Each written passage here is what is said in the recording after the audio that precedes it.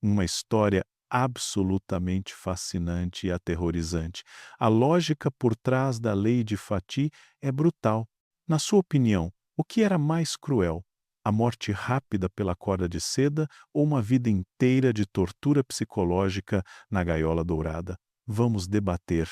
Introdução. Bem-vindos à História Sombria. Olá, queridos espectadores do nosso canal. Sejam muito bem-vindos a mais um episódio da nossa série sobre os segredos mais sombrios da história. Antes de começarmos esta jornada perturbadora pelos corredores ensanguentados do Palácio Topkapi, eu gostaria de pedir para vocês se inscreverem no canal e ativarem o sininho das notificações. Acreditem, vocês não vão querer perder nem um segundo do que está por vir. Hoje vamos mergulhar em uma das tradições mais chocantes e brutais que já existiram na história da humanidade. Uma lei que transformou o amor fraternal em terror mortal, que fez do berço real um campo de batalha silencioso, onde crianças cresciam sabendo que apenas uma delas sobreviveria para ver a idade adulta. Imaginem por um momento, vocês são filhos do homem mais poderoso do mundo, vivem em palácios de mármore e ouro, são servidos pelos melhores alimentos, educados pelos mais sábios mestres. Mas há um detalhe que transforma essa vida de luxo em um pesadelo constante. Apenas um de vocês pode viver. Os outros devem morrer, não por crime, não por traição, mas simplesmente por terem nascido. Esta é a realidade que enfrentaram centenas de príncipes otomanos durante mais de 300 anos.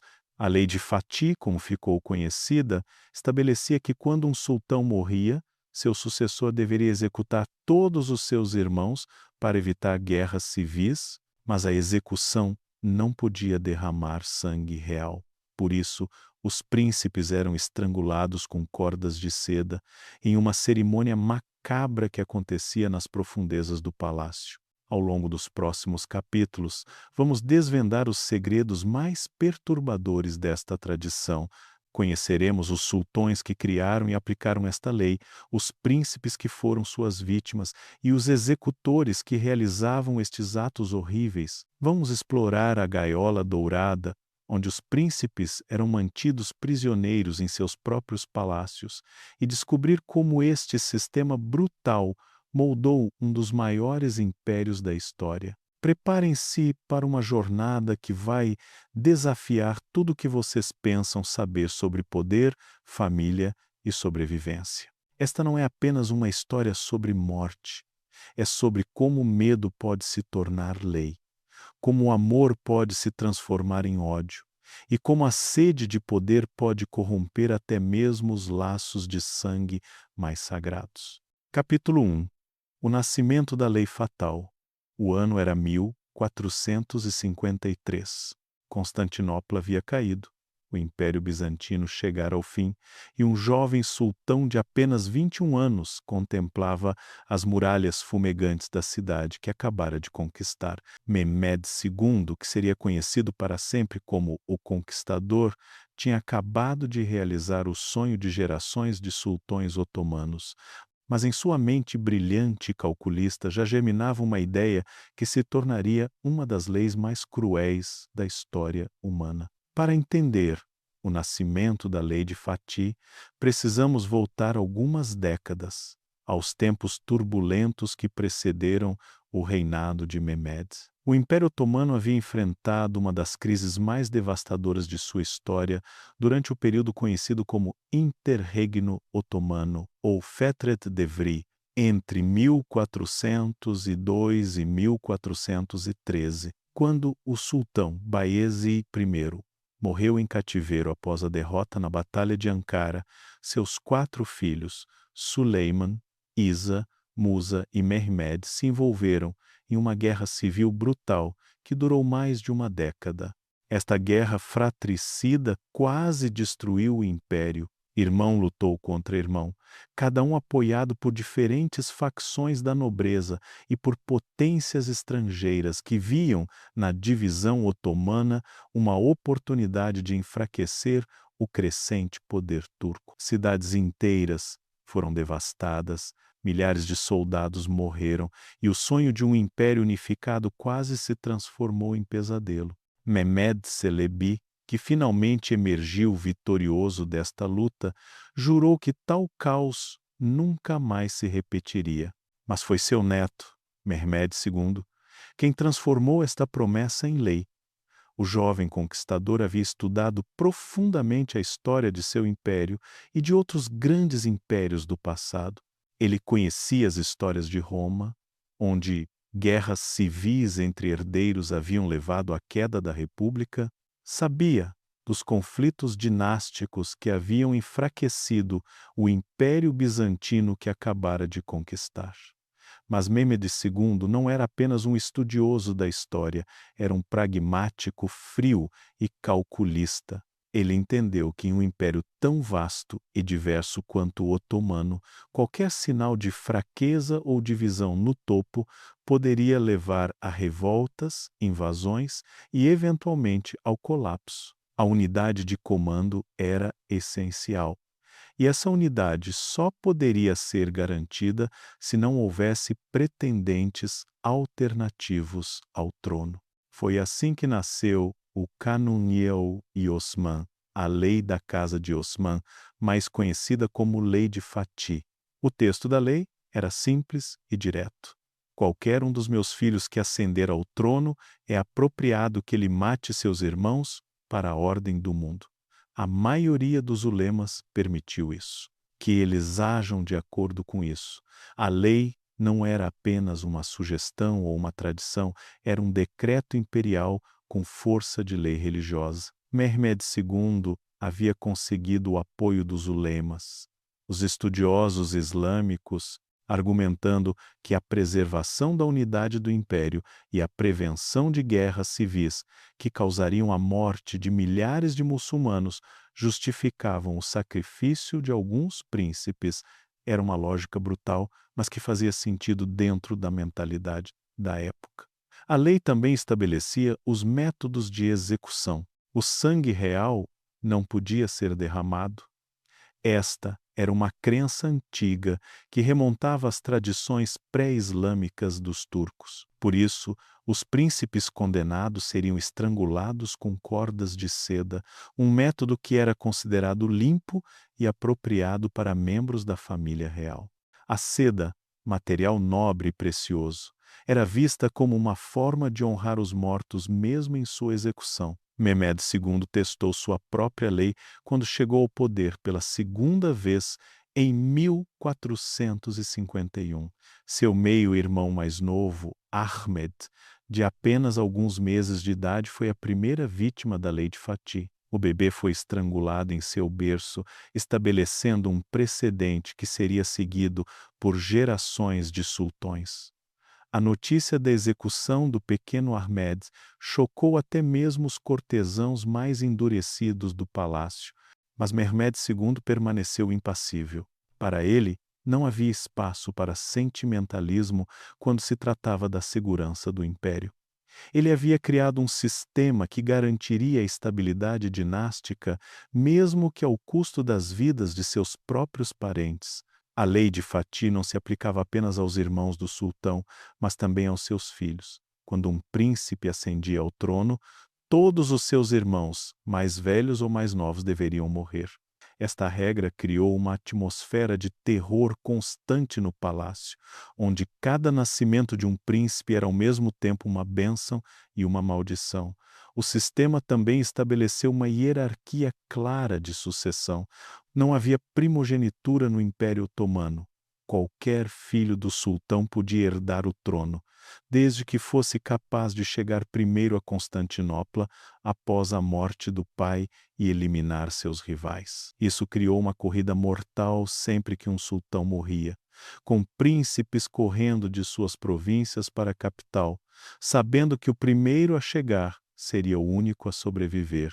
A lei também teve consequências inesperadas na estrutura familiar otomana. As mães dos príncipes, conhecidas como Haseki Sultan ou Valide Sultan, tornaram-se figuras políticas extremamente poderosas, pois a sobrevivência de seus filhos dependia de sua capacidade de formar alianças e proteger seus interesses. O harém imperial transformou-se em um campo de batalha político onde intrigas e conspirações determinavam quem viveria e quem morreria.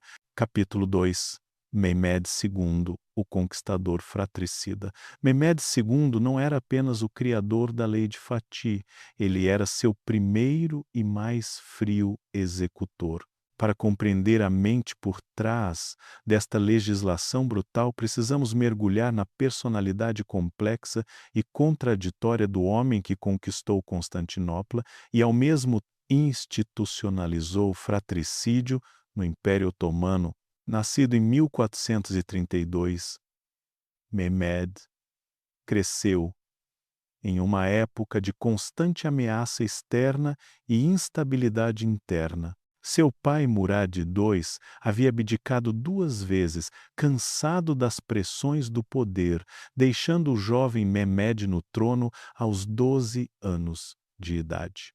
Foi durante este primeiro período como sultão que Mehmed teve seu primeiro gosto amargo da política palaciana e das conspirações que cercavam o trono otomano.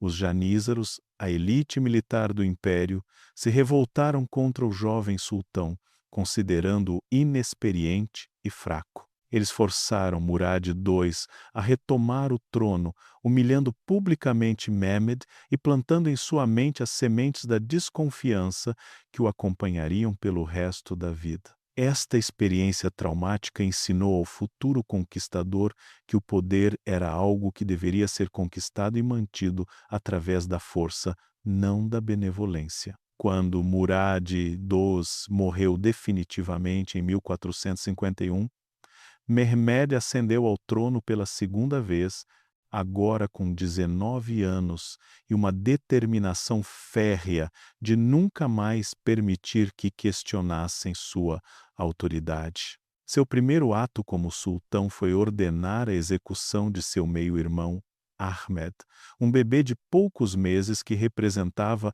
uma ameaça potencial ao seu poder.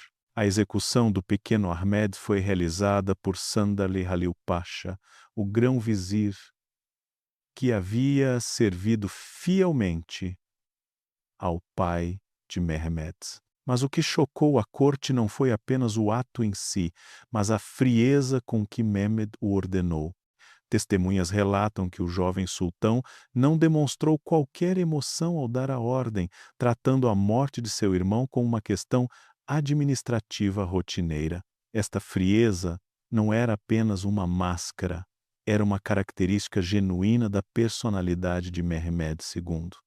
Ele havia desenvolvido uma capacidade quase sobrenatural de separar suas emoções pessoais das necessidades do Estado. Para ele, Ahmed não era seu irmão, era um obstáculo à estabilidade do império e obstáculos deveriam ser removidos sem hesitação. Mas Mehmed II não era um psicopata sem emoções.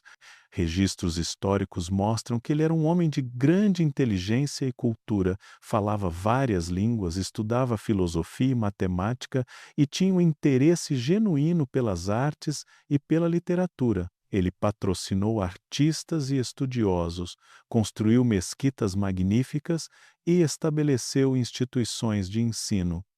Como então explicar esta contradição entre o mecenas culto e o fratricida frio? A resposta está na mentalidade imperial da época. Para Mehmed II, o sultão não era apenas um homem, era a encarnação do Estado otomano. Suas ações pessoais deveriam sempre servir aos interesses maiores do império, mesmo que isso significasse sacrificar seus próprios sentimentos ou relacionamentos familiares. Esta era uma filosofia que ele havia aprendido estudando os grandes imperadores do passado, de Alexandre o Grande a Júlio César. A conquista de Constantinopla em 1453 foi o momento que definiu Mehmed II como líder e como pessoa. Durante o cerco de 53 dias, ele demonstrou não apenas genialidade militar, mas também uma determinação implacável que beirava a obsessão. Quando seus conselheiros sugeriram levantar o cerco após as primeiras semanas de fracasso, Mehmed respondeu que preferia morrer a desistir. Foi durante este período que Mehmed começou a formular sua filosofia sobre o poder absoluto. Ele observou como a divisão entre os defensores bizantinos, com diferentes facções apoiando diferentes estratégias, enfraqueceu a resistência da cidade. Isso reforçou sua convicção de que a unidade de comando era essencial para a sobrevivência de qualquer Estado. Após a conquista, Mehmed II passou a ser conhecido como Fatih, o Conquistador, mas poucos sabiam que ele também estava conquistando algo dentro de si mesmo. A capacidade de tomar decisões brutais sem hesitação. A lei de Fatih foi, em muitos aspectos, uma extensão de sua própria personalidade, fria, calculista, mas eficaz. Mehmed II nunca teve que aplicar sua lei novamente em sua própria família, pois Ahmed foi seu único irmão. Mas ele estabeleceu os precedentes e os mecanismos que seriam usados por seus sucessores. Ele criou o cargo de executor imperial, sempre ocupado por um membro confiável da corte, e estabeleceu os rituais que cercavam as execuções. O sultão também desenvolveu um sistema de espionagem dentro do próprio palácio para monitorar qualquer sinal de conspiração entre os membros da família real. Ele sabia que sua lei criaria ressentimento e medo, e estava preparado para lidar com as consequências. Eunucos de confiança eram posicionados como vigias constantes, relatando diretamente ao sultão qualquer conversa ou comportamento suspeito. Curiosamente, Mehmed II também estabeleceu certas cortesias que deveriam ser observadas durante as execuções. Os príncipes condenados tinham direito a uma última refeição, podiam fazer suas orações finais, e suas execuções deveriam ser realizadas de forma rápida e misericordiosa. Estas regras podem parecer irônicas, mas refletiam a mentalidade complexa de um homem que via a crueldade como uma necessidade, não como um prazer. A morte de Mehmed II, em 1481, marcou o primeiro grande teste de sua lei.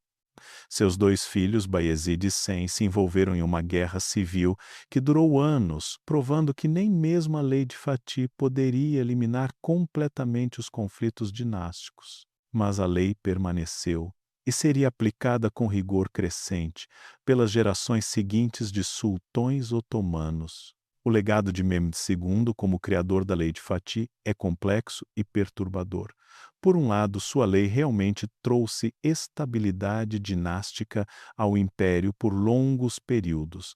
Por outro, ela criou uma cultura de medo e paranoia que permeou a família real otomana por séculos. Mehmed II havia resolvido um problema político, mas ao custo de transformar o palácio imperial em um local onde o amor fraternal era um luxo que poucos podiam se dar ao luxo de sentir. Capítulo 3. A Gaiola Dourada. Por favor, deixem um comentário contando o que vocês estão achando desta história até agora. Suas opiniões são muito importantes para nós. Imaginem uma prisão onde as barras são feitas de ouro, onde os prisioneiros são servidos em pratos de prata, onde cada desejo material é atendido, mas onde a liberdade é apenas uma palavra vazia. Esta era a realidade da Cafis, a Gaiola Dourada, onde os príncipes otomanos passavam suas vidas inteiras, sabendo que apenas um deles sairia vivo. A Gaiola Dourada não era um local físico específico, mas sim um sistema de confinamento luxuoso que se desenvolveu gradualmente no Palácio Topkapi. Inicialmente, os príncipes otomanos eram enviados para governar províncias distantes, onde ganhavam experiência administrativa e militar. Mas esta prática se mostrou perigosa, pois permitia que os príncipes desenvolvessem bases de poder independentes e lealdades regionais, que poderiam ser usadas contra o sultão reinante. Foi durante o reinado de Ahmed I, no início do século XVII, que o sistema da gaiola dourada foi formalmente estabelecido. Ahmed I tomou uma decisão revolucionária. Em vez de executar seu irmão Mustafá quando ascendeu ao trono, ele o manteve vivo, mas confinado no palácio. Esta decisão foi motivada tanto por considerações práticas quanto pessoais. Ahmed I não tinha filhos na época e Mustafá era o único herdeiro masculino restante da dinastia otomana. O confinamento de Mustafá estabeleceu o precedente para todos os príncipes futuros. Eles seriam mantidos em apartamentos luxuosos dentro do palácio, cercados por todos os confortos imagináveis, mas completamente isolados do mundo exterior. Era uma solução que parecia mais humana que a execução sumária, mas que em muitos aspectos era ainda mais cruel. Os apartamentos da Gaiola Dourada eram verdadeiras obras de arte arquitetônica, decorados com os mais finos azulejos de Iznik, mobiliados com tapetes persas preciosos, iluminados por lustres de cristal veneziano. Estes quartos eram mais luxuosos que os palácios da maioria dos reis europeus. Cada príncipe tinha seu próprio séquito de servos, eunucos, professores e entretenimento. Mas por trás de toda esta opulência estava uma realidade sinistra. Os príncipes eram vigiados constantemente por eunucos leais ao sultão. Suas conversas eram monitoradas, suas atividades relatadas, seus movimentos restritos. Eles não podiam sair do palácio, não podiam se casar sem permissão, não podiam ter contato com o mundo exterior. Era uma vida de luxo, mas também de completo isolamento. O impacto psicológico desta vida de confinamento era devastador. Muitos príncipes desenvolviam problemas mentais graves após anos de isolamento. Alguns se tornavam paranoicos, outros depressivos. Alguns perdiam completamente o contato com a realidade. Registros do palácio falam de príncipes que conversavam com paredes, que desenvolviam obsessões estranhas, que se recusavam a comer por medo de envenenamento. Um dos casos mais trágicos foi o do príncipe Suleiman, irmão do sultão Murad IV. Suleiman passou mais de 20 anos na gaiola dourada, desde a infância até a idade adulta. Quando finalmente foi libertado após a morte de Murad IV, ele estava tão traumatizado pelo confinamento que se recusava a deixar seus aposentos, mesmo tendo se tornado sultão. Ele morreu apenas alguns meses depois, aparentemente de choque e estresse. A educação dos príncipes na gaiola dourada era outro aspecto cruel do sistema. Eles recebiam a melhor educação possível, aprendiam línguas, matemática, filosofia, arte militar, administração, mas tudo isso era teórico, pois eles nunca teriam a oportunidade de aplicar seus conhecimentos no mundo real. Era como treinar alguém para ser um grande general, sabendo que ele nunca comandaria um exército. Os professores dos príncipes eram cuidadosamente selecionados, não apenas por sua competência, mas também por sua lealdade ao sultão reinante. Eles tinham ordens específicas para não ensinar aos príncipes nada que pudesse ser usado para conspirar contra o trono. A história militar, por exemplo, era ensinada de forma puramente acadêmica, sem qualquer aplicação prática que pudesse ser usada para organizar uma rebelião. O sistema também criou uma hierarquia cruel entre os próprios príncipes. Aqueles que eram considerados mais próximos da linha de sucessão recebiam tratamento ligeiramente melhor, apartamentos maiores, mais servos. Isso criava rivalidades e ressentimentos entre irmãos que já estavam em uma situação desesperadora. Alguns príncipes chegavam ao ponto de torcer pela morte de seus irmãos, sabendo que isso melhoraria suas próprias chances de sobrevivência. As mulheres na gaiola dourada tinham um destino ainda mais cruel. As irmãs dos sultões, conhecidas como sultã, eram mantidas solteiras por toda a vida, pois seus filhos poderiam representar uma ameaça dinástica. Elas viviam em um luxo ainda maior que seus irmãos, mas com uma solidão ainda mais profunda. Muitas desenvolviam relacionamentos intensos com suas servas ou se dedicavam obsessivamente à religião ou às artes. O entretenimento na gaiola dourada era cuidadosamente controlado. Os príncipes podiam ter músicos, dançarinos, contadores de histórias, mas todos eram espias do sultão. Até mesmo suas diversões eram monitoradas e relatadas. Alguns príncipes desenvolveram hobbies elaborados, colecionavam joias, criavam jardins em miniatura, escreviam poesia, como forma de manter a sanidade em meio ao confinamento. A comida na gaiola dourada era outro instrumento de controle. Os príncipes eram alimentados com as melhores iguarias do império, mas cada refeição era testada por provadores para garantir que não estava envenenada. Paradoxalmente, isso criava uma paranoia constante sobre a comida, com muitos príncipes desenvolvendo fobias alimentares ou se recusando a comer certos pratos.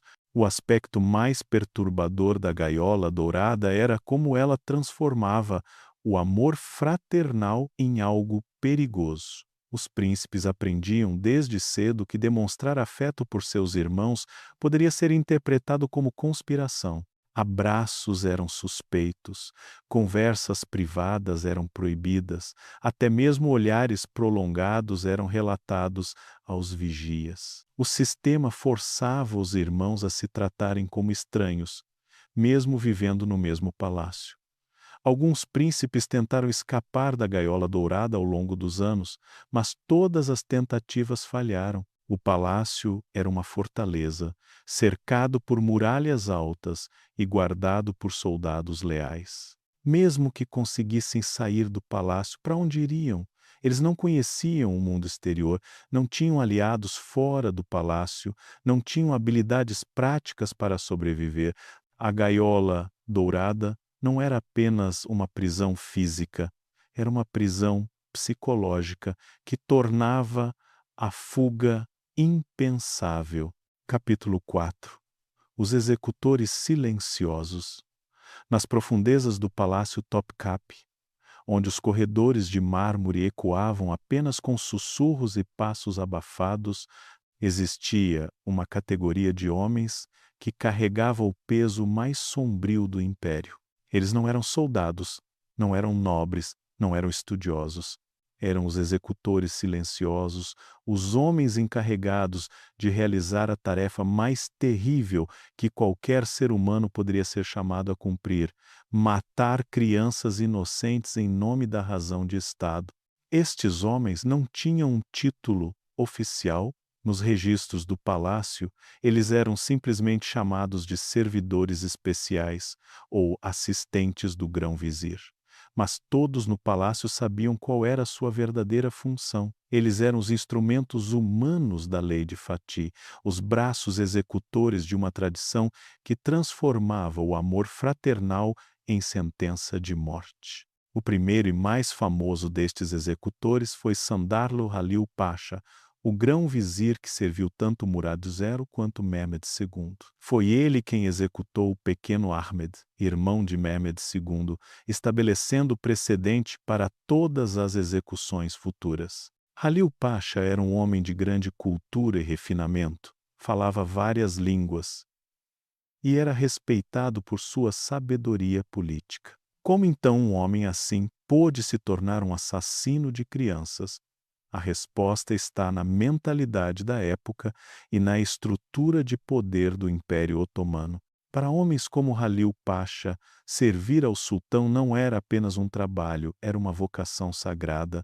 Eles acreditavam genuinamente que estavam servindo a um propósito maior, preservando a estabilidade do império e evitando guerras civis que poderiam causar milhares de mortes. Em suas mentes, matar alguns príncipes era um sacrifício necessário para salvar muitas vidas. O processo de seleção dos executores era cuidadoso e deliberado. Eles eram escolhidos entre os eunucos mais confiáveis do palácio, homens que haviam demonstrado lealdade absoluta ao sultão e que não tinham laços familiares que pudessem comprometer sua dedicação. A maioria havia sido castrada ainda criança e criada dentro do sistema palaciano, conhecendo apenas a vida de serviço ao Estado otomano. Os executores recebiam treinamento especial para sua terrível tarefa. Eles aprendiam a técnica exata do estrangulamento com corda de seda, um método que deveria ser rápido e misericordioso, causando o mínimo de sofrimento possível. Eles também eram treinados em aspectos psicológicos, aprendendo a manter a calma e a eficiência mesmo ao matar crianças que conheciam desde o nascimento. A corda de seda usada nas execuções não era um detalhe casual. A seda era considerada um material nobre, apropriado para tocar o corpo de membros da família real. As cordas eram especialmente preparadas por artesãos do palácio, tingidas de cores específicas e abençoadas por imãs antes do uso. Era uma tentativa de dar dignidade a um ato fundamentalmente indigno. O ritual da execução era elaborado e cheio de simbolismo. O príncipe condenado era levado a uma câmara especial no palácio, decorada com tapetes preciosos e iluminada por velas aromáticas. Ele era vestido com suas melhores roupas e podia fazer suas orações finais. O executor então se aproximava por trás, colocava a corda de seda ao redor do pescoço do príncipe e apertava rapidamente, causando morte por asfixia em poucos minutos. Mas nem todos os executores conseguiam manter a frieza necessária para sua tarefa. Registros do palácio falam de homens que desenvolveram problemas mentais após realizar múltiplas execuções. Alguns começaram a ter pesadelos, outros desenvolveram tremores incontroláveis, alguns se recusavam a comer ou dormir. A culpa e o trauma psicológico eram o preço que pagavam por servir ao Estado de forma tão extrema. Um dos casos mais documentados é o de Kara Ahmed Pasha, que serviu como executor durante o reinado de Selim I. Ahmed Pasha executou pessoalmente 7 príncipes em um único dia, quando Selim ascendeu ao trono. Testemunhas relatam que após a última execução, Ahmed Pasha vomitou violentamente e passou 3 dias sem conseguir falar. Ele nunca mais foi o mesmo, desenvolvendo uma personalidade retraída e melancólica que contrastava drasticamente com sua antiga confiança. Os executores também desenvolveram seus próprios rituais de purificação após realizar suas tarefas. Muitos se banhavam obsessivamente, como se tentassem lavar o sangue invisível de suas mãos. Outros se dedicavam intensamente à oração, passando horas em mesquitas, tentando encontrar perdão divino por seus atos. Alguns desenvolveram superstições elaboradas, acreditando que certas práticas poderiam protegê-los da maldição de ter matado membros da família real. A relação entre os executores e os príncipes que deveriam matar era particularmente perturbadora. Muitas vezes estes homens haviam conhecido os príncipes desde bebês, haviam participado de sua educação, haviam desenvolvido laços afetivos com eles. Imagine a tortura psicológica de ter que matar uma criança que você viu crescer, que confia em você, que talvez até o considere uma figura paterna. Alguns executores tentaram encontrar formas de tornar sua tarefa mais suportável. Eles desenvolveram técnicas para adormecer os príncipes antes da execução, usando drogas ou técnicas de hipnose para que as vítimas não sofressem terror nos momentos finais. Era uma pequena misericórdia em meio a um ato fundamentalmente cruel, mas que talvez ajudasse os executores a manter algum senso de humanidade. O sistema também criou uma hierarquia entre os próprios executores. Aqueles que demonstravam maior eficiência e frieza eram promovidos a posições de maior responsabilidade, tornando-se supervisores de execuções ou treinadores de novos executores. Era uma progressão de carreira macabra, onde o sucesso era medido pela capacidade de matar sem hesitação ou remorso. Curiosamente, os executores eram bem recompensados por seus serviços. Eles recebiam salários generosos, presentes valiosos do sultão e posições de prestígio dentro da hierarquia palaciana. Era como se o império tentasse compensar a natureza horrível de sua tarefa com benefícios materiais. Mas para muitos, nenhuma quantidade de ouro poderia apagar a memória dos rostos das crianças que haviam matado. Alguns executores eventualmente se recusavam a continuar sua tarefa, pedindo para ser transferidos para outras funções. Estes pedidos eram geralmente atendidos, mas os homens eram mantidos sob vigilância constante pelo resto de suas vidas, pois conheciam segredos que poderiam comprometer a segurança do Estado. Era uma aposentadoria dourada, mas também uma prisão perpétua. O aspecto mais perturbador dos executores silenciosos era como eles representavam a capacidade humana de racionalizar atos horríveis. Estes não eram monstros ou psicopatas. Eram homens normais que haviam sido condicionados pelo sistema a acreditar que matar crianças inocentes era um dever patriótico. Era um exemplo extremo de como estruturas de poder podem corromper a moralidade individual e transformar pessoas comuns em instrumentos de crueldade. Capítulo 5. Bayezid II e o dilema do poder, quando Mehmed II, o Conquistador, morreu em 1481.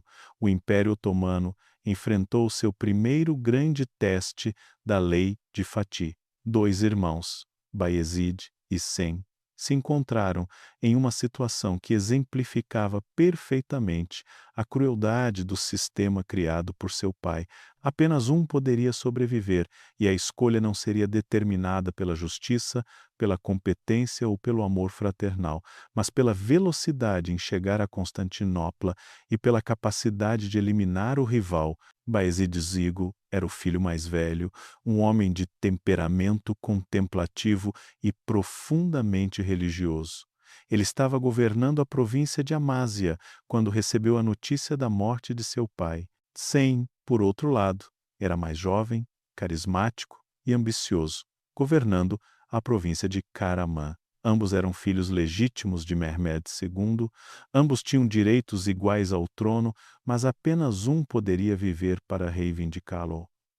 A corrida para Constantinopla começou imediatamente. Bayezid, sendo o mais próximo da capital, chegou primeiro e foi proclamado sultão pelos janízaros e pelo Conselho Imperial.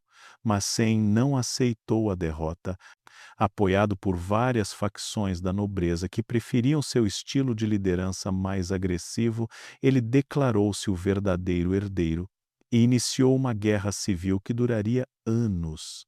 Esta guerra entre irmãos foi exatamente o tipo de conflito que a lei de Fatih havia sido criada para evitar. Ironicamente, a própria existência da lei havia criado uma situação onde a morte rápida de um dos irmãos teria evitado anos de derramamento de sangue. Mas Sem havia conseguido escapar do alcance de Bayezid, refugiando-se primeiro no Egito e depois na Europa, onde buscou o apoio das potências cristãs contra seu irmão. Bayezid II se encontrou em uma posição impossível. Ele era um homem genuinamente piedoso, que havia passado anos estudando teologia e filosofia. A ideia de matar seu próprio irmão o atormentava profundamente, mas ele também entendia que enquanto Sem permanecesse vivo, o império estaria em constante perigo de guerra civil. Era o dilema perfeito entre consciência pessoal e responsabilidade imperial. Durante os primeiros anos de seu reinado, Bayezid tentou encontrar uma solução alternativa. Ele ofereceu a Sem uma pensão generosa e o governo de uma província distante, desde que renunciasse a qualquer pretensão ao trono. Mas Sem, apoiado por seus aliados europeus, que viam nele uma oportunidade de enfraquecer o Império Otomano, recusou todas as ofertas de reconciliação. A situação se complicou ainda mais quando Sem foi capturado pelos Cavaleiros de Rhodes e posteriormente entregue ao Papa em Roma. O Vaticano viu em Sem uma ferramenta valiosa para pressionar o Império Otomano e possivelmente organizar uma nova cruzada. Sem foi mantido em custódia protetiva em vários castelos europeus, vivendo como um príncipe exilado, mas sempre sob a ameaça de ser usado como pretendente rival por qualquer potência que quisesse desafiar Bayezid.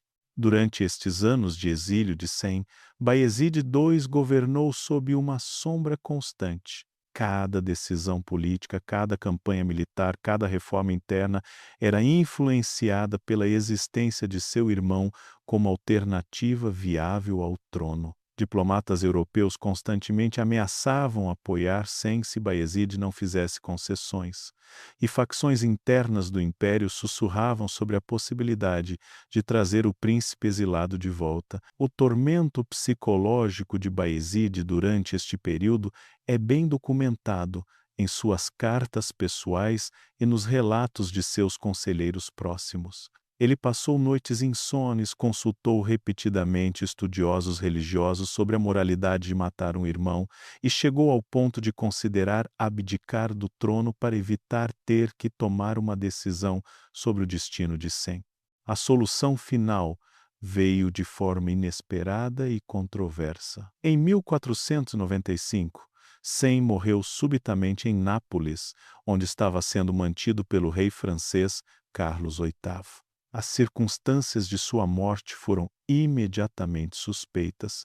Ele estava perfeitamente saudável e morreu após uma refeição, apresentando sintomas consistentes com envenenamento. Embora nunca tenha sido provado, a maioria dos historiadores acredita que Bayezid II finalmente ordenou o assassinato de seu irmão através de agentes secretos. A decisão teria sido tomada após anos de agonia moral, quando ficou claro que Sem nunca renunciaria voluntariamente às suas pretensões e que sua existência continuaria a desestabilizar o império indefinidamente. A morte de Sem trouxe alívio político para Bayezid, mas também um peso psicológico que o acompanhou pelo resto da vida. Testemunhas relatam que ele se tornou ainda mais religioso após 1495, passando horas em oração e fazendo peregrinações frequentes a locais sagrados. Era como se estivesse tentando expiar o pecado de fratricídio através de devoção religiosa intensificada. O caso de Bayezid II e Sem ilustra perfeitamente as contradições inerentes à lei de Fatih. Por um lado, a lei havia sido criada para evitar exatamente o tipo de guerra civil prolongada que estes irmãos travaram. Por outro lado, a aplicação da lei exigia um tipo de frieza moral que nem todos os sultões possuíam. Bayezid II era um homem fundamentalmente decente, e isso quase custou a estabilidade de seu império. A experiência também mostrou como a lei de Fatih havia criado incentivos perversos no sistema político otomano. Facções internas e potências estrangeiras aprenderam que podiam usar príncipes rivais como ferramentas de pressão política, prolongando conflitos que deveriam ter sido resolvidos rapidamente através da eliminação dos pretendentes alternativos. Bayezid II nunca teve que enfrentar novamente o dilema de executar membros de sua família, mas a experiência com Sem moldou profundamente sua abordagem à sucessão. Quando seus próprios filhos cresceram, ele foi cuidadoso para não criar situações que pudessem levar a conflitos similares.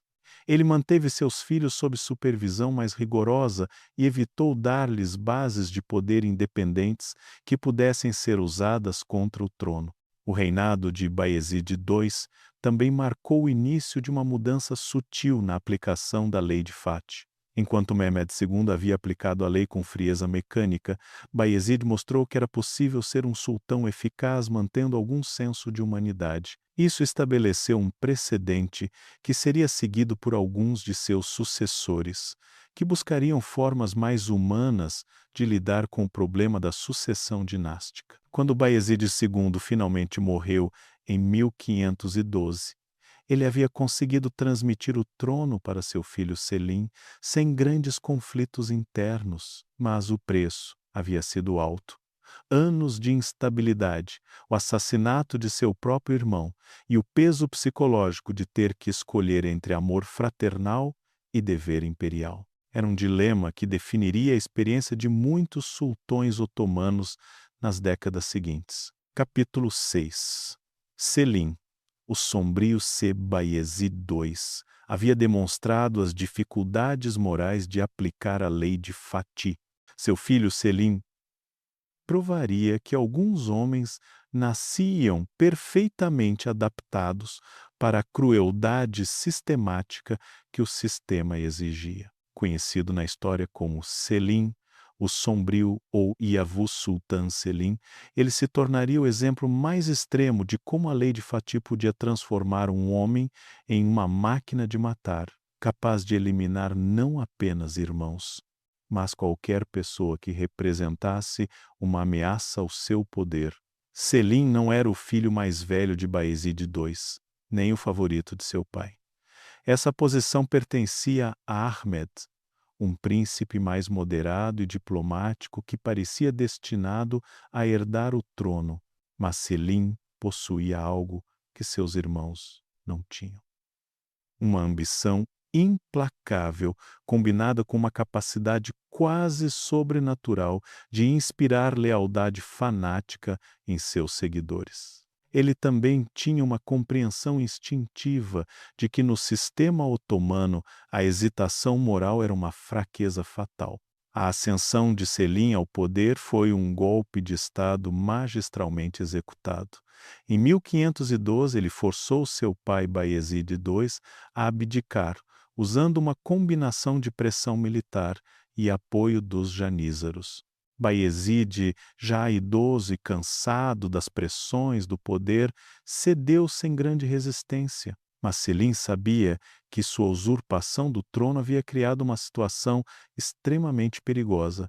Ele tinha vários irmãos com pretensões legítimas ao poder e todos eles tinham motivos para odiá-lo. A resposta de Selim foi swift e brutal. Em uma única semana após sua coroação, ele ordenou a execução de todos os seus irmãos, Ahmed, Korkut, Shehin-Shah e Alemshah. Mas Selim foi além da lei de Fatih tradicional. Ele também ordenou a morte de todos os filhos de seus irmãos, eliminando uma geração inteira de possíveis pretendentes ao trono. Foi um massacre familiar sem precedentes na história otomana. A execução de Ahmed foi particularmente chocante. Ahmed era amplamente respeitado pela nobreza e pelo povo, conhecido por sua piedade e sabedoria. Quando os executores chegaram para matá-lo, Ahmed estava orando em sua mesquita privada. Testemunhas relatam que ele não resistiu, apenas pediu para terminar suas orações antes de morrer. Suas últimas palavras foram uma oração pelo perdão de seu irmão Selim. Korkut, outro irmão de Selim, tentou escapar fugindo para o Egito, mas Selim havia antecipado esta possibilidade e já havia enviado assassinos para interceptar. Korkut foi morto em uma estrada poeirenta perto de Damasco, estrangulado com uma corda de seda enquanto tentava desesperadamente chegar a território seguro. Sua morte simbolizou que não havia escape da lei de Fati. Ela podia alcançar qualquer lugar do império, mas as execuções dos irmãos eram apenas o começo da carnificina de Selim. Ele também ordenou a morte de todos os grão-vizires e conselheiros que haviam servido a seus irmãos, eliminando qualquer pessoa que pudesse ter lealdades divididas. Em seguida, ele executou vários de seus próprios conselheiros, que questionaram a extensão das execuções. Era como se Selim estivesse testando os limites da lei de Fati, vendo até onde podia levar a lógica da eliminação preventiva. O que tornava Selim particularmente terrível não era apenas sua disposição para matar, mas a frieza calculista com que planejava e executava suas ações. Ele havia estudado cuidadosamente os erros de seus predecessores, especialmente a hesitação de seu pai em lidar com Sem. Selim estava determinado a nunca permitir que qualquer rival tivesse tempo para organizar resistência ou buscar apoio externo. A personalidade de Selim era uma mistura fascinante e aterrorizante de inteligência brilhante e crueldade extrema. Ele era um estrategista militar genial, capaz de conceber campanhas complexas que expandiram dramaticamente as fronteiras do império. Ao mesmo tempo, ele podia ordenar a execução de centenas de pessoas sem demonstrar qualquer emoção.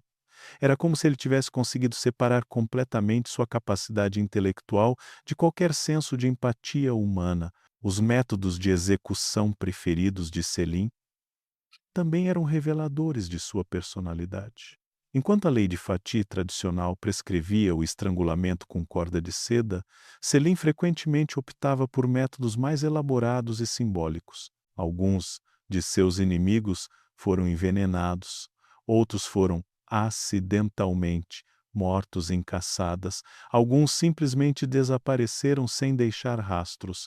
Era como se ele encontrasse prazer intelectual em variar seus métodos de eliminação.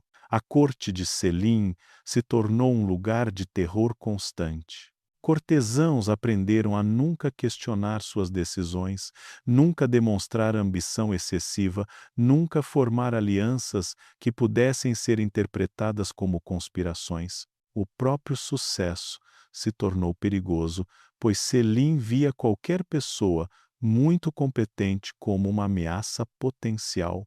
Era um ambiente onde a mediocridade se tornara uma estratégia de sobrevivência. Curiosamente, Selim também demonstrava uma forma perversa de justiça em suas execuções. Ele sempre fornecia justificativas elaboradas para suas ações, citando precedentes legais e religiosos. Era como se ele precisasse convencer a si mesmo de que suas ações eram não apenas necessárias, mas moralmente justificáveis. Esta racionalização constante sugere que mesmo Selim, por mais frio que fosse, sentia alguma necessidade de legitimar sua crueldade. O impacto das ações de Selim na família real otomana foi devastador e duradouro. Ele havia eliminado praticamente toda uma geração de príncipes, deixando apenas seu próprio filho, Süleyman, como herdeiro. Isso resolveu o problema da sucessão a curto prazo, mas criou uma situação perigosa onde a continuidade da dinastia dependia de um único indivíduo. As campanhas militares de Selim também refletiam sua personalidade brutal. Ele conquistou o Egito e a Síria através de uma combinação de genialidade estratégica e terror sistemático. Cidades que resistiam eram completamente destruídas, populações inteiras eram massacradas ou escravizadas. Era como se Selim aplicasse a lógica da lei de Fati a territórios inteiros, eliminar qualquer fonte potencial de resistência através da força extrema. A morte de Selim, em 1520, foi quase anticlimática para um homem que havia vivido de forma tão violenta. Ele morreu de causas naturais, possivelmente câncer, após apenas 8 anos de reinado. Mas nestes 8 anos, ele havia transformado fundamentalmente o caráter do Império Otomano, estabelecendo precedentes de crueldade sistemática que influenciariam seus sucessores por gerações. O legado de Selim o Sombrio é complexo e perturbador. Por um lado, suas conquistas militares expandiram o império e estabeleceram o controle otomano sobre os locais sagrados do Islã. Por outro lado, seus métodos brutais criaram uma cultura de medo e paranoia que permeou a corte otomana por séculos. Ele havia provado que a lei de Fatih podia ser levada a extremos inimagináveis, mas também havia mostrado o preço terrível que tal extremismo cobrava da alma humana. Capítulo 7. Süleyman e a tragédia de Mustafa. Gostaria que vocês comentassem o que acham da evolução desta história sombria. Suas opiniões nos ajudam muito. Suleimã I, conhecido na história como o Magnífico no Ocidente e o legislador no mundo islâmico, herdou um império no auge de seu poder quando ascendeu ao trono em 1520. Filho único de Selim o Sombrio, ele não teve que enfrentar o dilema tradicional de executar irmãos rivais. Mas o destino reservava para ele uma tragédia ainda mais cruel. Ele seria forçado a aplicar a lógica brutal da lei de Fatih contra seu próprio filho, o príncipe Mustafa. Em um dos episódios mais perturbadores da história otomana, Mustafa era tudo o que um pai poderia desejar em um herdeiro. Inteligente, carismático, corajoso e competente, ele havia demonstrado excepcional habilidade militar e administrativa como governador de várias províncias. O povo o adorava, os soldados o respeitavam e até mesmo diplomatas estrangeiros reconheciam suas qualidades excepcionais.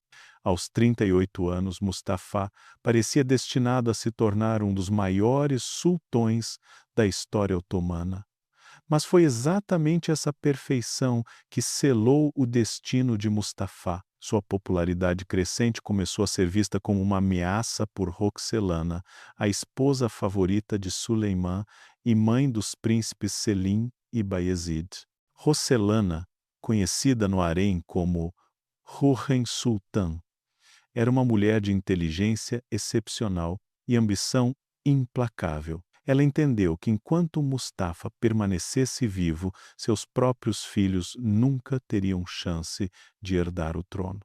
A campanha de Roxelana contra Mustafa foi uma obra-prima de manipulação psicológica. Ela não atacou Mustafa diretamente. Isso seria muito óbvio e perigoso. Em vez disso, ela plantou sementes de dúvida na mente de Suleimã, sugerindo sutilmente que a popularidade de Mustafa entre os janízaros poderia ser usada para organizar uma rebelião.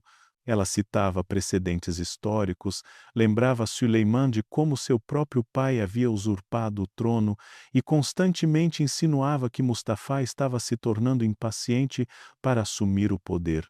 O que tornava a situação particularmente trágica era que Suleiman genuinamente amava Mustafa.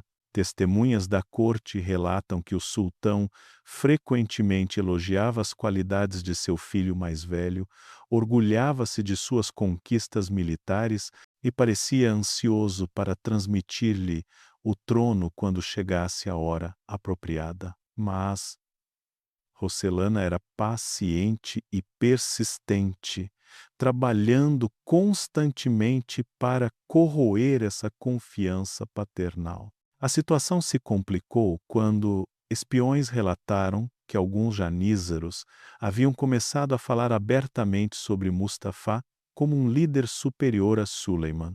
Estas conversas, provavelmente inocentes e baseadas na admiração genuína pelas qualidades do príncipe, foram interpretadas por Roxelana como evidência de uma conspiração em desenvolvimento. Ela conseguiu convencer Suleiman de que Mustafa estava secretamente encorajando estas discussões como preparação para um golpe. O ponto de virada veio durante a campanha militar de 1553 contra a Pérsia. Mustafa estava comandando as forças de vanguarda com sua competência habitual quando chegaram relatórios de que ele havia feito comentários críticos sobre a estratégia de seu pai. Estes relatórios, possivelmente fabricados ou distorcidos pelos agentes de Roxelana, foram a gota d'água que Suleiman precisava para tomar a decisão fatal.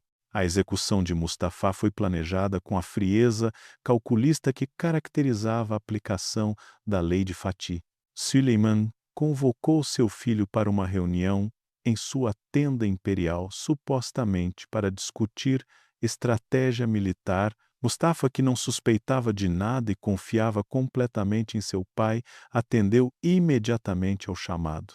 Era uma confiança que seria traída da forma mais brutal possível. Quando Mustafa entrou na tenda de seu pai, ele encontrou não apenas Suleiman, mas também vários executores mudos escondidos atrás de cortinas. O jovem príncipe percebeu imediatamente o que estava acontecendo. O terror em seus olhos foi descrito por testemunhas como algo que assombrou todos os presentes. Ele tentou falar com seu pai, implorar por sua vida, explicar sua inocência, mas Suleiman havia se tornado uma estátua de gelo, incapaz ou relutante em olhar nos olhos de seu filho.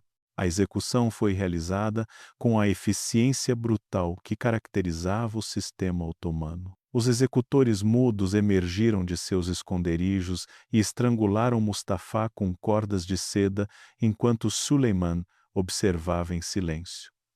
O príncipe lutou desesperadamente por sua vida, mas era inútil.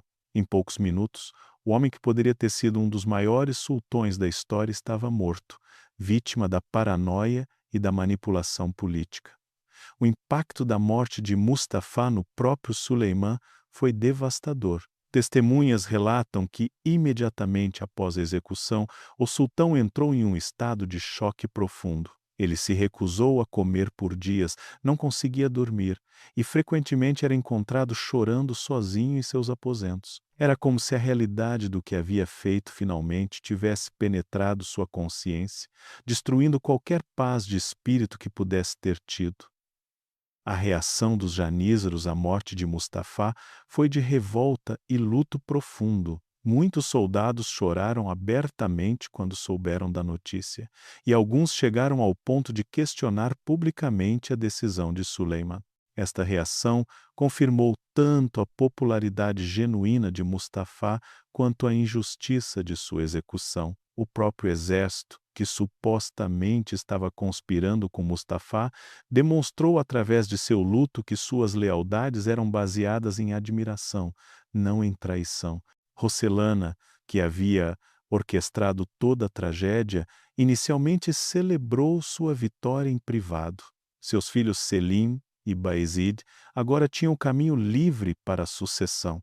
Mas mesmo ela parece ter sido afetada pela magnitude do que havia causado. Registros posteriores sugerem que ela desenvolveu uma paranoia crescente, temendo que Suleiman eventualmente descobrisse seu papel na morte de Mustafa e se vingasse dela. A morte de Mustafa também teve consequências políticas de longo prazo para o império. Selim, que eventualmente herdou o trono, era um homem de capacidades muito menores que seu meio-irmão executado. Historiadores especulam que, se Mustafa tivesse vivido para se tornar sultão, o Império Otomano poderia ter evitado muitos dos problemas que enfrentaria nas décadas seguintes. A Lei de Fatia havia eliminado não apenas um príncipe, mas possivelmente o futuro do próprio império. Suleiman nunca se recuperou completamente da morte de Mustafa. Seus últimos anos foram marcados por melancolia crescente, decisões políticas questionáveis e uma obsessão com a mortalidade que contrastava drasticamente com a confiança de seus anos anteriores. Era como se a execução de seu filho tivesse quebrado algo fundamental em sua personalidade, transformando o magnífico em um homem assombrado por seus próprios atos. A tragédia de Mustafa representa talvez o exemplo mais puro de como a lei de Fatih podia corromper até mesmo os relacionamentos mais sagrados.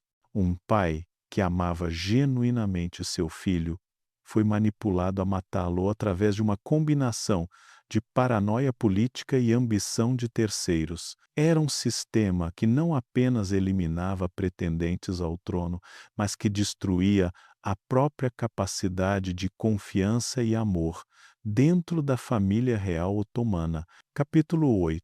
Ahmed I e o fim da tradição. No final do século XVI e início do XVII, o Império Otomano enfrentava uma crise dinástica sem precedentes. A aplicação rigorosa da lei de Fatih por gerações de sultões havia criado uma situação paradoxal. Ao eliminar sistematicamente príncipes rivais, o sistema havia reduzido drasticamente o número de herdeiros masculinos disponíveis. Quando Ahmed I ascendeu ao trono em 1603, aos apenas 14 anos, ele se deparou com uma realidade assustadora. Ele era praticamente o último membro masculino adulto da dinastia otomana. Ahmed I tinha um irmão, Mustafa, mas Mustafa havia desenvolvido problemas mentais graves, possivelmente como resultado do trauma de crescer sob a constante ameaça da lei de Fatih. O jovem príncipe havia passado anos na gaiola dourada, sabendo que sua vida dependia inteiramente da sobrevivência de seu irmão mais velho. Este estresse psicológico constante havia cobrado seu preço, deixando Mustafa em um estado mental que muitos consideravam inadequado para governar. Enfrentando esta situação desesperadora, Ahmed I tomou uma decisão que chocou a corte otomana e mudou para sempre a natureza da sucessão imperial. Em vez de executar Mustafa, como exigia a lei de Fatih, Ahmed decidiu mantê-lo vivo. Era uma decisão revolucionária que quebrava 3 séculos de tradição e estabelecia um precedente completamente novo para a dinastia otomana. A justificativa oficial para esta decisão era pragmática. Ahmed I não tinha filhos na época de sua coroação e Mustafa era o único outro herdeiro masculino da dinastia. Executá-lo significaria arriscar a extinção completa da linha otomana se algo acontecesse a Ahmed. Mas por trás desta lógica prática estava uma mudança mais fundamental na mentalidade imperial, uma crescente percepção de que a lei de Fatih havia se tornado contraproducente. A decisão de Ahmed I não foi tomada sem considerável debate interno. Os ulemas foram consultados extensivamente e muitos argumentaram que quebrar a lei de Fatih poderia levar ao retorno das guerras civis que a lei havia sido criada para evitar. Outros conselheiros lembraram Ahmed dos precedentes históricos, citando os conflitos entre Bayezid II e Sem como exemplo do que poderia acontecer quando irmãos rivais permaneciam vivos. Mas Ahmed I estava determinado a encontrar uma alternativa à execução sumária. Ele desenvolveu o que ficou conhecido como o sistema de confinamento, uma versão formalizada e expandida da gaiola dourada que havia sido usada esporadicamente no passado. Sob este sistema, príncipes rivais seriam mantidos vivos, mas completamente isolados do mundo exterior, sem qualquer possibilidade de desenvolver bases de poder independentes. O confinamento de Mustafa foi elaboradamente planejado para garantir tanto sua segurança quanto sua neutralização política.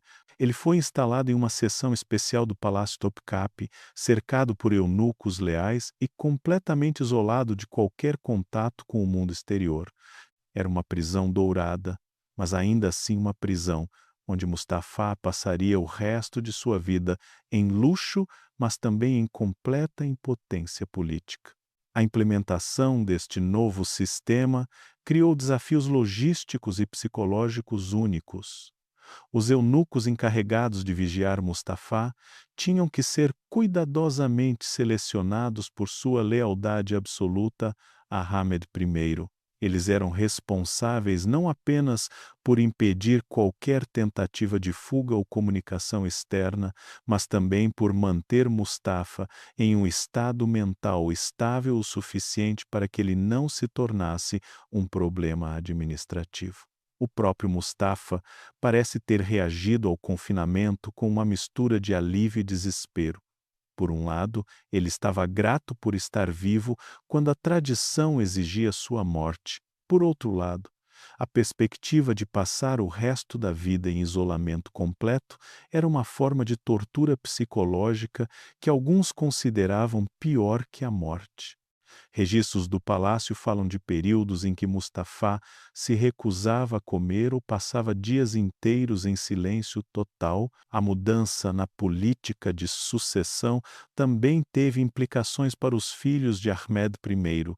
Quando o sultão finalmente teve filhos, Osman, Mehmed, Bayezid e Suleiman, ele se recusou a aplicar a lei de Fati tradicional entre eles. Em vez disso, ele estabeleceu um sistema onde todos os seus filhos seriam mantidos no palácio, mas apenas o mais velho herdaria o trono, com os outros permanecendo em confinamento perpétuo. Esta decisão criou uma dinâmica familiar completamente nova no Palácio Otomano. Pela primeira vez em séculos, príncipes otomanos cresceram sabendo que não seriam automaticamente executados se não herdassem o trono. Isso permitiu o desenvolvimento de relacionamentos fraternais mais normais, mas também criou novas formas de tensão e competição entre os irmãos. O sistema de Ahmed I também mudou fundamentalmente o papel das mães dos príncipes no palácio. Sob a lei de Fatih tradicional, as mães sabiam que apenas uma delas veria seu filho sobreviver à sucessão. Agora, todas as mães tinham a garantia de que seus filhos permaneceriam vivos, mas também sabiam que apenas uma veria seu filho alcançar o poder real. Isso criou novas formas de competição e intriga no harém imperial. A morte prematura de Ahmed I, em 1617, aos apenas 27 anos, criou a primeira grande crise do novo sistema. Seus filhos eram todos muito jovens para governar, o que significava que a sucessão teria que passar para seu irmão Mustafá. Mas Mustafá havia passado 14 anos em confinamento e estava em um estado mental ainda mais deteriorado. A perspectiva de um sultão mentalmente instável aterrorizou a corte otomana. A solução encontrada foi sem precedentes na história otomana. Mustafá foi formalmente coroado como Mustafá I, mas o poder real foi exercido por um conselho de regência dominado pela mãe de Ahmed I, Kösen Sultan. Era a primeira vez que uma mulher exercia poder executivo direto no Império Otomano, uma situação que teria sido impensável sob o sistema tradicional da Lei de Fatih. O reinado de Mustafá I foi breve e caótico. Sua instabilidade mental se manifestou em decisões erráticas, comportamento bizarro em público e uma incapacidade completa de lidar com as pressões do governo. Após apenas alguns meses, ele foi deposto em favor de Osman II, filho de Ahmed I, estabelecendo outro precedente, a deposição de um sultão vivo em favor de um parente mais competente. A experiência com Mustafa I demonstrou tanto as vantagens quanto os perigos do novo sistema. Por um lado, havia evitado a extinção da dinastia otomana ao manter herdeiros alternativos vivos. Por outro lado, havia criado situações onde sultões incompetentes podiam ascender ao trono, algo que a lei de Fatih tradicional teria evitado através da eliminação de candidatos fracos. O legado de Ahmed I na transformação da sucessão otomana foi profundo e duradouro.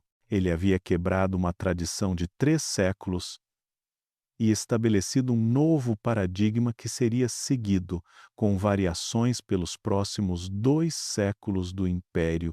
Sua decisão de manter Mustafá vivo havia salvado a dinastia otomana da extinção, mas também havia criado novos desafios e complexidades que seus sucessores teriam que navegar.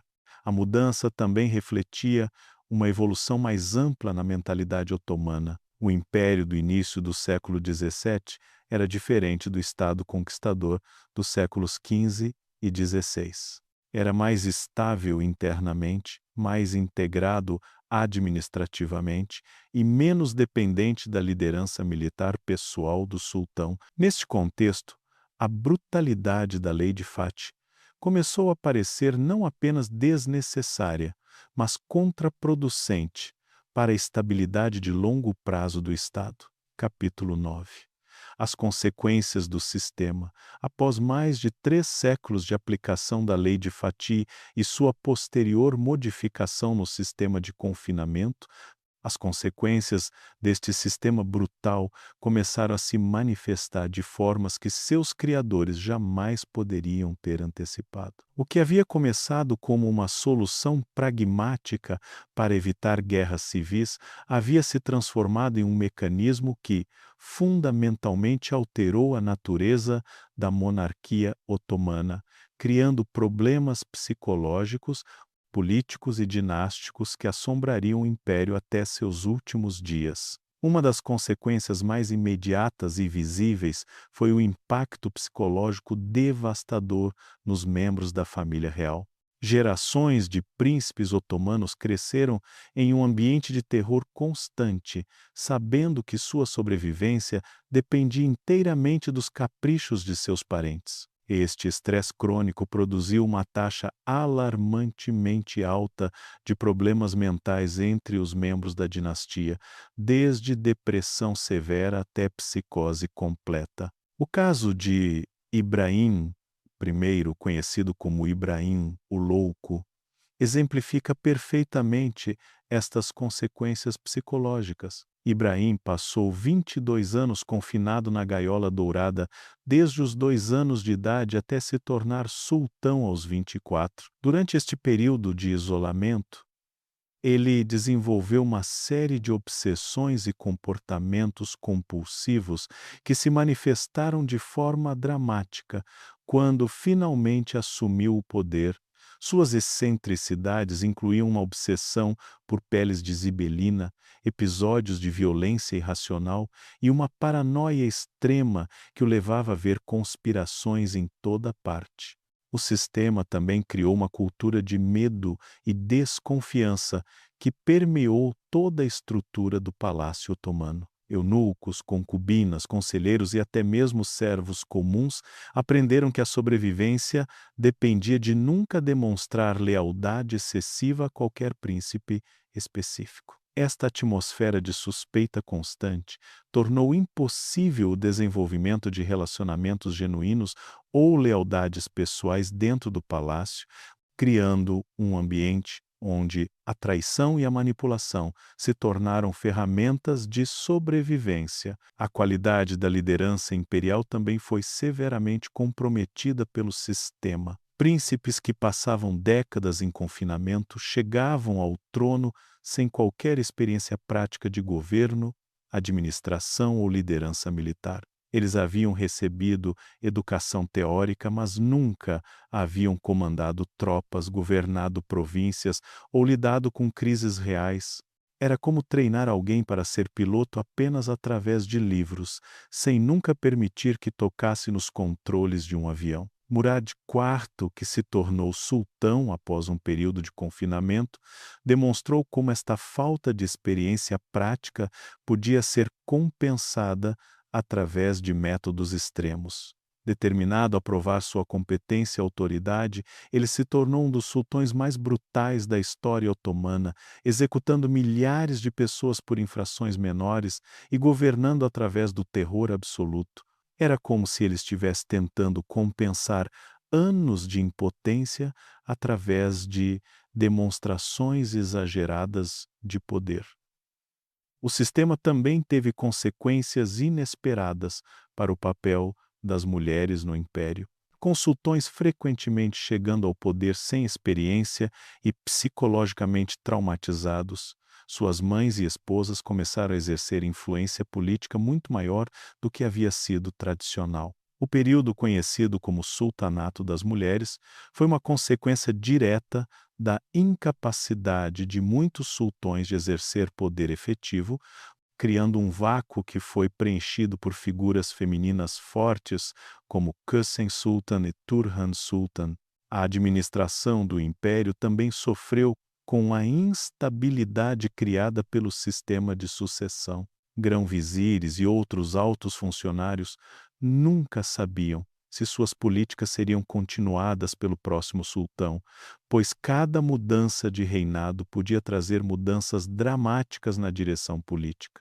Isso criou uma tendência para políticas de curto prazo e uma relutância em empreender reformas de longo prazo que pudessem ser revertidas pelo próximo governante.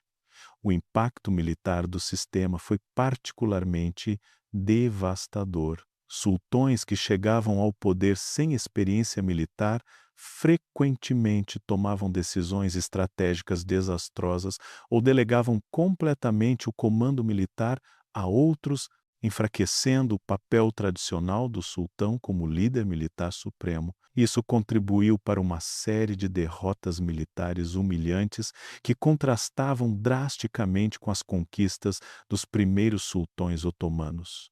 A economia do império também foi afetada pela instabilidade política criada pelo sistema de sucessão. Comerciantes e investidores hesitavam em fazer compromissos de longo prazo quando não podiam prever as políticas do próximo sultão. Isso contribuiu para a estagnação econômica que caracterizou o Império Otomano nos séculos XVII e XVIII, contrastando com o crescimento dinâmico dos séculos anteriores.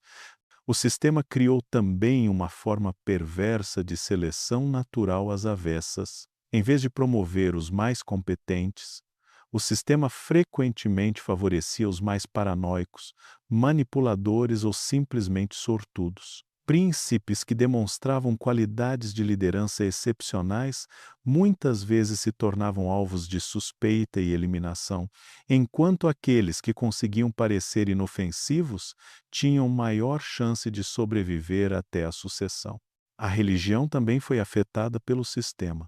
Muitos sultões, traumatizados pelo confinamento, se tornaram extremamente religiosos, mas de uma forma neurótica e obsessiva que frequentemente levava a políticas religiosas erráticas. Alguns se tornaram fanáticos, outros desenvolveram interpretações bizarras da lei islâmica e alguns alternavam entre períodos de extrema piedade e comportamento completamente irreligioso. O impacto cultural do sistema foi igualmente profundo. A arte, literatura e arquitetura otomana dos séculos XVII e XVIII frequentemente refletiam os temas de confinamento, paranoia e morte que dominavam a vida palaciana. Poemas sobre gaiolas douradas, pinturas de jardins murados e arquitetura que enfatizava o isolamento e a proteção se tornaram características distintivas da cultura otomana tardia. As relações diplomáticas do império também foram complicadas pelo sistema. Embaixadores estrangeiros frequentemente relatavam suas dificuldades em lidar com sultões que demonstravam comportamentos erráticos, paranoia extrema ou completa falta de experiência em assuntos internacionais. Isso prejudicou a capacidade do império de manter alianças estáveis ou negociar efetivamente com potências rivais. Talvez a consequência mais irônica do sistema tenha sido que ele eventualmente produziu exatamente o tipo de instabilidade que havia sido criado para evitar. Sultões incompetentes ou mentalmente instáveis criaram crises de sucessão, revoltas palacianas e períodos de anarquia que eram, em muitos aspectos, piores que as guerras civis entre irmãos. Que a lei de Fatih original havia sido projetada para prevenir. O sistema também criou uma forma única de trauma geracional, onde cada geração de príncipes crescia com as cicatrizes psicológicas deixadas pelas experiências de seus antecessores. Era um ciclo vicioso onde o trauma criava comportamentos disfuncionais, que por sua vez traumatizavam a próxima geração, perpetuando um padrão de instabilidade psicológica que se tornou uma característica definidora da dinastia otomana tardia. Capítulo 10 O legado sombrio. Chegamos ao final desta jornada através dos corredores sombrios da história otomana. Antes de encerrarmos, gostaria que vocês deixassem um comentário final sobre o que mais os impressionou nesta história. Suas reflexões são muito valiosas para nós. Quando o Império Otomano finalmente chegou ao fim, em 1922, após mais de 600 anos de existência, ele carregava consigo as cicatrizes profundas deixadas por séculos de aplicação da Lei de Fatih. O sistema que Mehmed II havia criado para garantir a estabilidade dinástica havia se transformado em uma das tradições mais destrutivas da história humana, deixando um legado que transcendeu as fronteiras do próprio império e influenciou nossa compreensão sobre poder, família e a natureza corruptora da autoridade absoluta. O último sultão otomano, Mehmed VI, ascendeu ao trono em 1918 como resultado direto do sistema de confinamento estabelecido séculos antes. Ele havia passado décadas na gaiola dourada, observando o colapso gradual do império enquanto permanecia politicamente impotente. Quando finalmente se tornou sultão, era um homem quebrado psicologicamente, incapaz de lidar com as enormes crises que enfrentava. Era um símbolo perfeito de como o sistema havia falhado em seu objetivo fundamental de produzir líderes competentes. A análise moderna da Lei de Fatih revela como um dos exemplos mais extremos da história de como sistemas políticos podem se tornar prisioneiros de suas próprias lógicas internas. O que havia começado com uma solução racional para um problema específico, evitar guerras civis, havia evoluído para uma tradição que persistiu muito além de sua utilidade, causando danos incalculáveis à própria instituição que supostamente deveria proteger. Os números são assombrosos quando considerados em sua totalidade. Ao longo de mais de 3 séculos, centenas de príncipes otomanos foram executados ou confinados pelo sistema. Cada execução representava não apenas uma vida perdida, mas também potencial desperdiçado, príncipes que poderiam ter se tornado grandes líderes, administradores competentes ou patronos das artes e ciências. O império havia sistematicamente eliminado seu próprio pool de talentos em nome da estabilidade política. O impacto psicológico do sistema se estendeu muito além da família real imediata. Toda a estrutura social do Palácio Otomano havia sido moldada pela necessidade de servir e manter este sistema brutal. Eunucos, concubinas, guardas, administradores, todos haviam desenvolvido mentalidades e comportamentos que refletiam a paranoia e crueldade que caracterizavam a vida palaciana. Era uma cultura institucional de medo que permeava todos os aspectos da governança otomana.